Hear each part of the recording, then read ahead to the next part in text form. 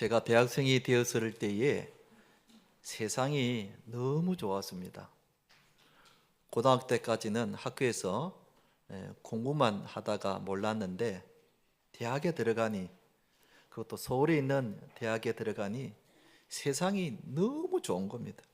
특히 서울에는 부산에 없는 것들이 너무 많아서 별천지가 바로 이런 것이 아닌가 할 정도로 정말 매일매일이 제 눈을 놀라게 할 만큼 그런 것들이 참 많이 있었습니다. 당연히 죄를 짓게 하는 것들도 그만큼 많이 있었습니다. 죄의 유혹이 얼마나 많은 곳인지 모릅니다. 어쩌면 서울은 소돔과 고모라 같은 그런 곳이 아닌가 할 정도입니다. 서울에 자녀들을 두신 우리 부모님들은 서울의 자녀들이 신앙생활을 잘 하도록 기도를 많이 해줘야 됩니다. 그렇게 너무 세상이 좋았습니다. 그런데 그때 하나님께서 저의 몸에 병을 주셔서 세상으로 가는 발걸음을 멈추게 하셨습니다. 단순한 독감이나 이런 것이 아니라 이 병 때문에 2년 동안 휴학을 할 정도로 끈질기게, 그리고 중한 병이 저에게 찾아와서 더 이상 학업을 계속할 수가 없을 정도로까지 몸이 허약해져서 2년간 휴학을 하게 되었습니다. 그 병으로 인해서 세상 가는 발걸음을 멈추게 하시고 세상을 바라보는 눈을 돌려서 하나님을 바라보도록 하신 겁니다. 만약 그때 하나님이 저에게 병을 주지 않았다면 아마 저는 그때 세상이 너무 좋아서 세상으로 나아갔을 것이고 신앙생활도 제대로 하지 않았을 것이고, 그리고 교회도 제대로 다니지 않았을 것입니다. 교회를 다녔어도 아마 나이롱 신자처럼 그렇게 신앙생활을 했을 것입니다. 그런데 하나님이 저의 인생의 그런 걸음에 아주 알맞는 때에, 적절한 때에 저에게 병을 주셔서 저를 인도해 주셨고, 그래서 남은 대학 생활을 교회 중심으로 신앙생활을 잘 할 수 있었고, 그리고 그 후에 목사의 길까지 인도해 주셨습니다. 그 후 지금까지 하나님은 저의 인생에 이 모양 저 모양으로 저를 인도하고 계십니다. 이처럼 우리가 하나님을 멀리하면 하나님은 때로는 실패나 혹은 질병을 통해서 하나님을 가까이 하도록 인도하십니다. 그리고 우리가 너무 세상을 좋아하고 바라보고 그러면은 또 하나님은 어떤 어려운 일을 통해서 하나님을 바라보도록 그렇게 우리를 인도하시는 겁니다. 하나님은 지금도 우리를 인도하고 계십니다. 작년 2024년도 한 해를 인도하신 그 하나님이 금년 2025년도를 인도하고 계십니다. 그래서 우리는 하나님을 믿고 매일매일 하나님 인도하신 대로 따라가기만 하면 되는 겁니다. 아멘. 한번 따라합시다. 하나님이 나를 인도하십니다. 오늘 읽은 이 사도행전은 하나님이 사도들을 어떻게 인도하셨는지에 대해서 자세히 소개하고 있는 내용입니다. 예수님이 하늘로 성천하시면서 먼저 제자들에게 제일 먼저 이 말씀을 하셨습니다. 사도행전 1장 4절에 보면은 사도와 함께 모이사 그들에게 분부하여 이르시되 예루살렘을 떠나지 말고 내게서 들은 바 아버지께로 약속하신 것을 기다리라, 그렇게 말씀하셨습니다. 예수님이 제자들에게 예루살렘을 떠나지 말고 그 다음에 아버지께서 약속하신 것을 기다리라, 여기 떠나지 말고 기다리라 이렇게 말씀하시면서 사도들의 발걸음을 인도하고 계신 겁니다. 이 약속대로 나중에 제자들은 예루살렘을 떠나지 않고 마가의 다락방이라는 곳에 모여서 기도했을 때에 성령이 그들에게 임하게 되었고 그 성령으로 권능을 받아서 그리고 나가서 놀라운 일들을 행하며 살았습니다. 그리고 그들은 세상에 두려울 것이 없을 만큼 마음의 담대함으로 살아갔던 겁니다. 여러분, 우리도 마찬가지입니다. 주님이 우리를 매일매일 인도하고 계십니다. 때로는 하라고 하시고, 때로는 하지 말라 하시고, 때로는 기다리라 하시고, 때로는 가라 하십니다. 우리가 주님의 인도하시는 대로 우리가 살기만 하면은 우리에게 놀라운 일들을 경험할 수 있다는 것입니다. 세상에 두려울 것이 없는 담대함으로 살아갈 수가 있다는 뜻입니다. 아멘. 오늘 이 말씀을 제가 여러분에게 드리고자 하는 겁니다. 사랑하는 성도 여러분, 오늘 이 말씀을 통해서 우리들이 제자들처럼 주님의 인도하심을 받아 이 세상에서 담대하게 살아가시는 우리 성도님들 되시기를 주님의 이름으로 축원드립니다. 우리가 주님의 인도하심을 받기 위해서는 어떻게 되는가? 기도해야 한다는 것입니다. 기도해야 한다는 겁니다. 한번 따라합시다. 기도합시다. 기도합시다. 제자들이 예수님의 인도하심을 받기 위해서 어떻게 했는가? 13절, 14절 이렇게 나와 있습니다. 들어가 그들이 유하는 다락방으로 올라가니 베드로, 요한, 야고보, 안드레와 빌립, 도마와 바돌로메, 마테와 및 알페의 아들 야고보, 셀로딘 시몬, 야고보의 아들 유다가 다 거기서 여자들과 예수의 어머니 마리아와 예수의 아우들과 더불어 마음을 같이하여 오로지 무엇에 힘썼다 그랬습니까? 기도에 힘쓰더라. 기도에 힘쓰더라. 이들이 모여서 오로지 기도에 힘썼다는 겁니다. 그랬을 때에 성령이 임하게 되어서 권능을 받게 되었다는 것입니다. 여러분, 우리가 주님의 인도하심을 받기 위해서는 먼저 기도해야 합니다. 예수님이 이런 말씀을 하셨습니다. 요한복음 14장 12절, 참 놀라운 말씀인데요. 내가 진실로 진실로 너희에게 이르노니 나를 믿는 자는 내가 하는 일을 거두할 것이요 또한 그보다 큰 일도 하리니 이는 내가 아버지께로 감이라. 여러분, 저 구절 중에 또한 그보다 큰 일도 한다. 우리의 눈을 의심하게 만드는 그런 구절입니다. 우리가 예수님께서 하신 일보다 더 큰 일을 할 수 있다는 겁니다. 여러분, 이게 도대체 어떻게 가능한 일이겠습니까? 그렇다고 예수님이 무슨 농담을 하신 것이겠습니까? 그런데 바로 이 말씀 그 다음 구절을 보면은 이것이 무슨 뜻인지 알 수 있습니다. 요한복음 14장 13절, 저 말씀을 같이 한번 읽어보십시다. 시작. 너희가 내 이름으로 무엇을 구하든지 내가 행하리니 이는 아버지로 하여금 아들로 말미암아 영광을 받으시게 하려 함이라 그랬습니다. 누구든지 예수님의 이름으로 기도하면 주님이 그 사람에게 큰 권능을 주신다는 것입니다. 우리 힘으로 하는 것이 아니라 주님께서 주시는 힘과 능력으로 할 수 있다는 것입니다. 할렐루야. 여러분, 이것은 엄청난 약속입니다. 예수님의 이름으로 기도하면 예수님께서 행하신 그 일뿐만 아니라 그보다 더 큰 일을 행할 수 있다고 말씀하셨습니다. 실제로 제자들은 이런 놀라운 일들을 경험을 했습니다. 제자들이 다락방에 모여 간절히 기도하니까 모인 곳이 진동하면서 전부가 성령 충만하여 나가서 담대하게 복음을 전했습니다. 그리고 베드로와 요한은 나사렛 예수 그리스도의 이름으로 일어나라 하니까 안전병이가 벌떡 일어났습니다. 사도들이 한번 외치니까 3,000명, 5,000명이 회개하고 예수님을 믿는 놀라운 일이 일어났습니다. 옥에 갇힌 베드로가 석방되게 해달라고 간절히 기도했더니 옥문이 활짝 열리고 베드로가 그냥 걸어서 나왔습니다. 할렐루야. 이런 놀라운 일들이 어디서 나왔습니까? 나사렛 예수 그리스도 이름으로 기도하니까 기도의 힘으로 이런 놀라운 일들이 일어났다는 겁니다.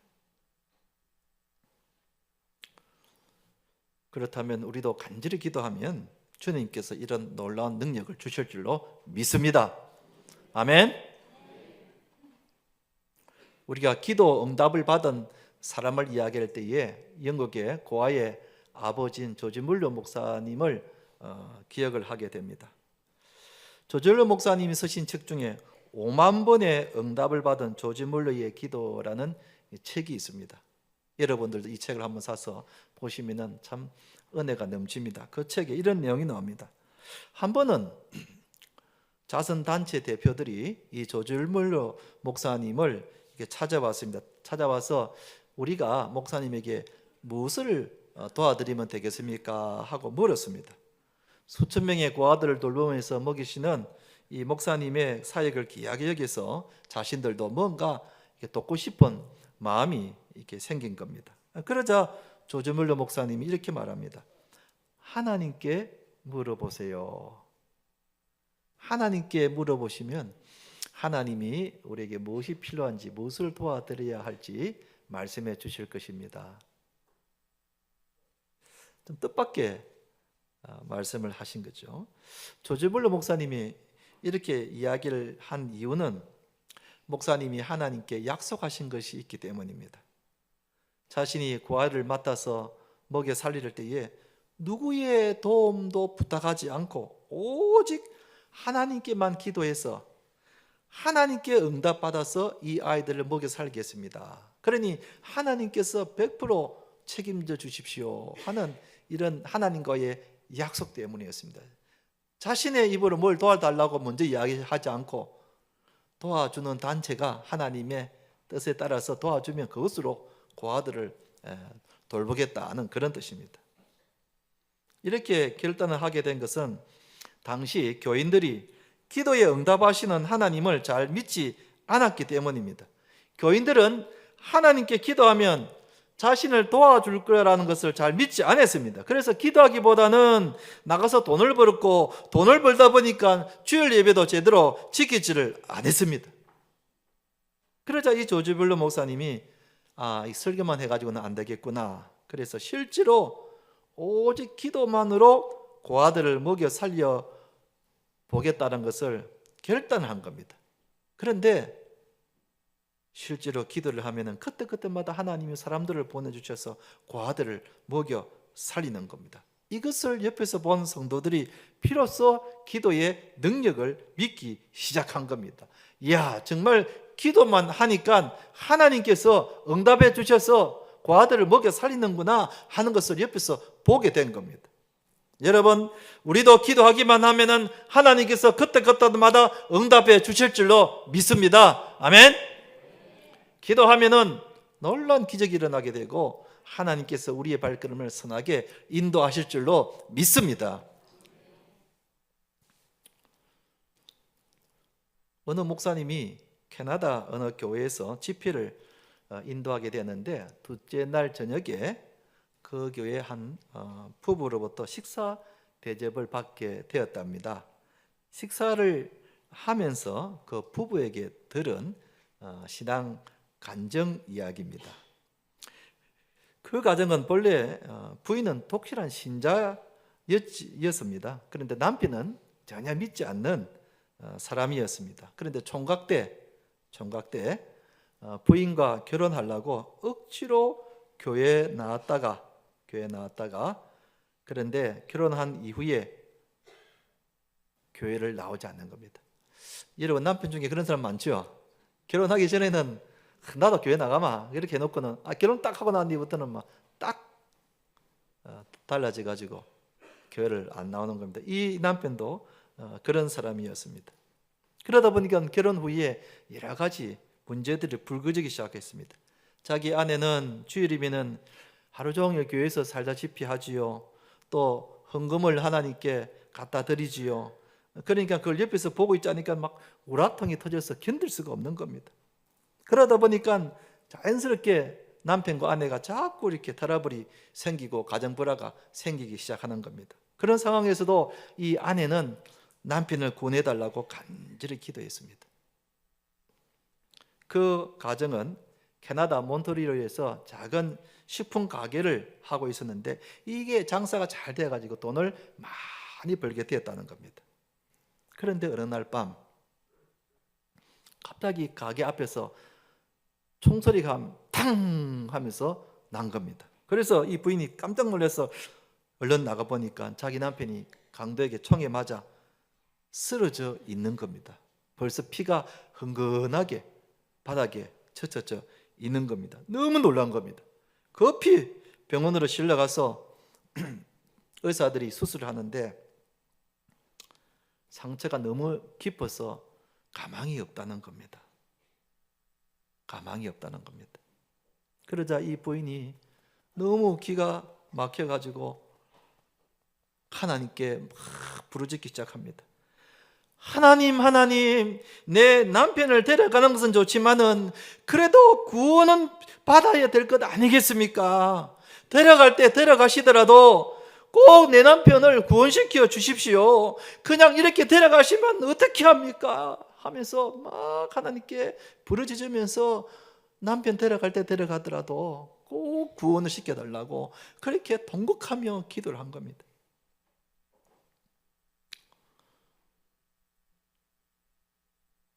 부인의 이 기도가 하나님의 마음을 감동시킨 겁니다. 부인이 이렇게 기도하자 기적이 일어난 겁니다. 며칠 후에 남편의 의식이 깨어나기 시작한 겁니다. 물론 그 후에도 여러 번의 수술을 받았지만 그때마다 수술이 잘 되어서 차츰차츰 회복이 되기 시작했답니다.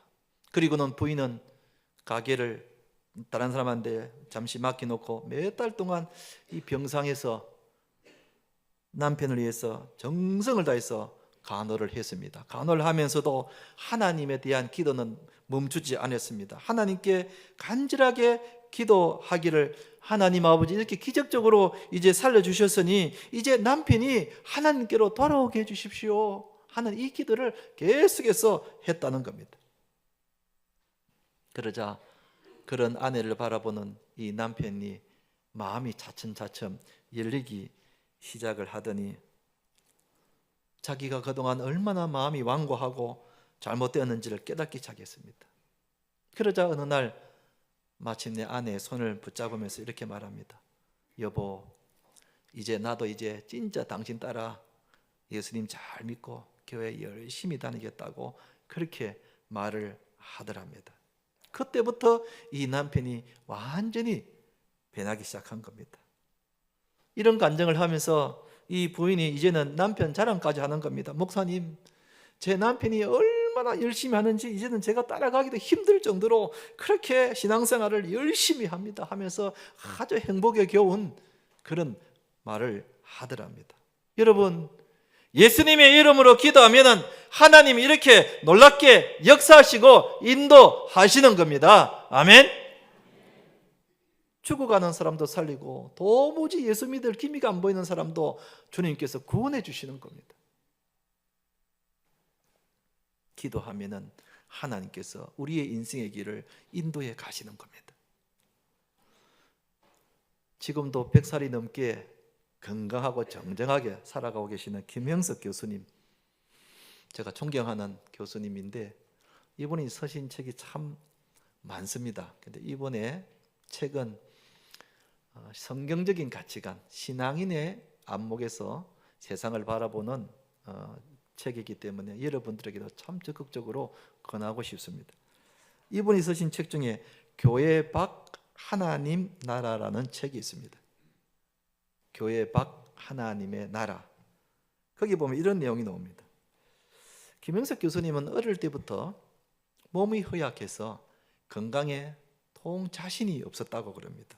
그래서 그의 어머니가 자주 이 어린 김영석 교수를 보고 하는 말이, 얘야, 나는 너가 참 20살까지만이라도 살았으면 좋겠다. 20살까지라도 살았으면 좋겠다 하는 말을 자주 할 정도로 어린 김영석은 아주 몸이 허약하고 건강이 안 좋았다는 겁니다. 그 말을 자주 들은 교수님이 14살 때 하나님께 이런 기도를 드리기 시작했다는 겁니다. 하나님 아버지, 저에게 건강을 허락해 주시면 건강하게 움직일 때까지 저를 위하여 살지 않고 하나님 기뻐하는 일을 하면서 살겠습니다. 그렇게 약속을 하고 그리고 간절히 기도를 했다는 겁니다. 그 기도를 한 후 얼마 안 해서 처음으로 주님의 일을 한 것이 중학교 시절에 평안남도 연유 부근의 덕지리 교회에서 여름 성경학교가 있었는데 거기에 반사로 헌신을 하게 됐다는 겁니다. 반사라면은 보조교사를 생각하면 되겠습니다. 그 후 지금까지 100살이 넘는 지금까지도 그는 기회만 있으면은 하나님이 기뻐하는 일을 위해서 한다는 겁니다. 그래서 저는 하나님의 은혜로 이렇게 건강하면서 장수한다고 고백합니다. 나는 사실은 우리 어머니 말씀대로 20살 전에 죽어야 마땅한 그렇게 허약한 사람이었는데 하나님께서 나의 기도를 들어주셔서 이렇게 100살 넘도록까지 살게 해주신 것에 대해서 하나님께 감사드린다는 것입니다. 그러니까 자신의 기도를 하나님이 들어주셨다는 겁니다.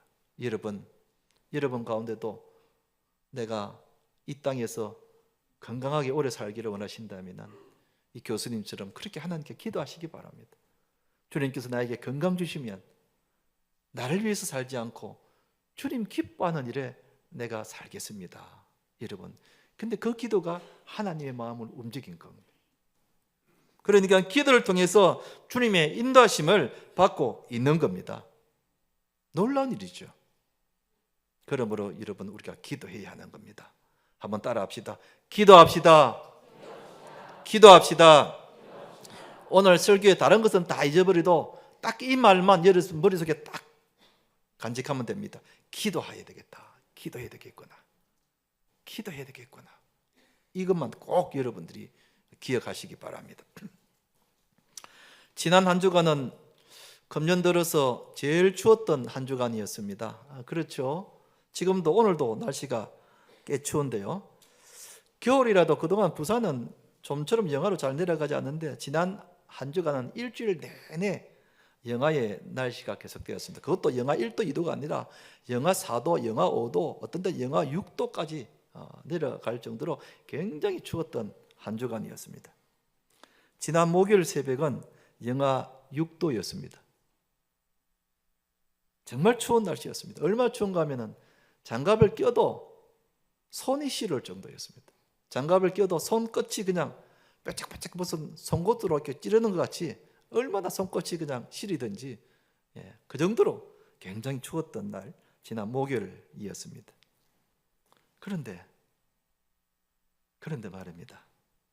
그렇게 추웠던 그 새벽에도 평소처럼 새벽 기도 나오셔서 여전히 기도하시는 분들이 계시더라는 겁니다. 저야 담임 목사니까 추워도 당연히 나가서 기도해야 되는 것이지만 우리 성도님들 가운데는 날씨가 너무 추우면은 안 나와도 되잖아요. 집에서 기도해도 되잖아요.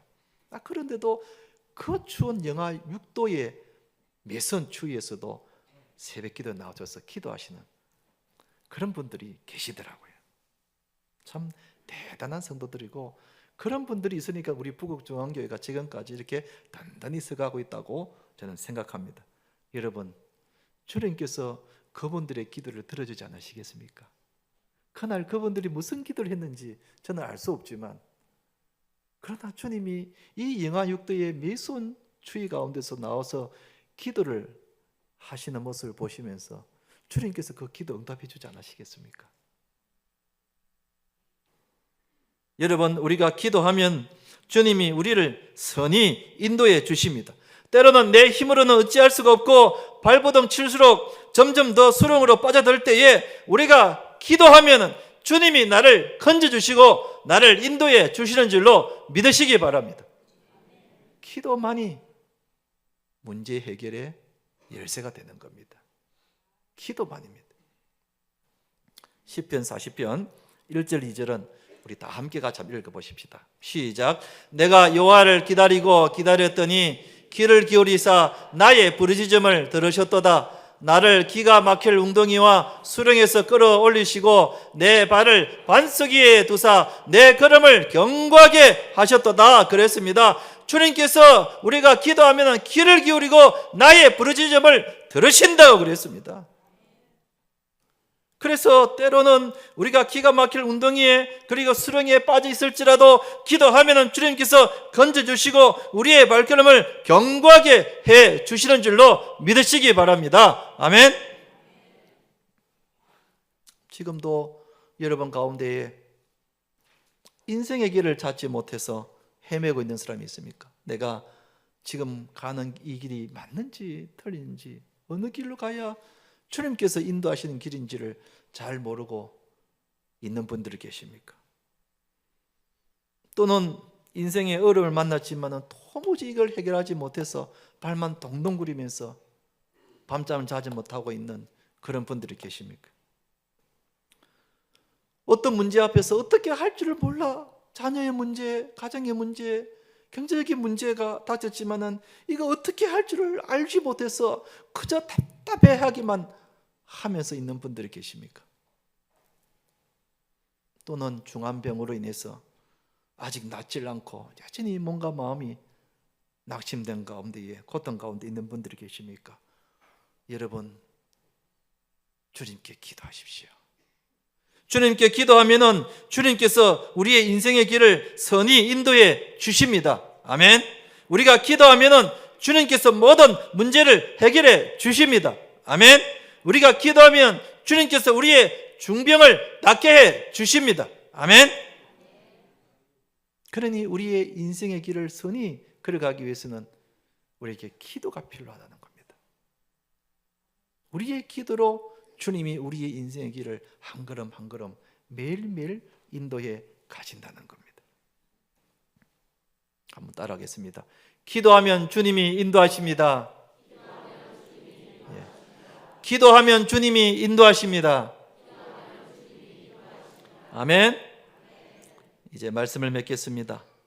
주님은 매일매일 우리의 발걸음을 인도하시는데 우리가 기도를 통해서 주님의 인도하심을 알게 되고 또한 우리가 답답해하고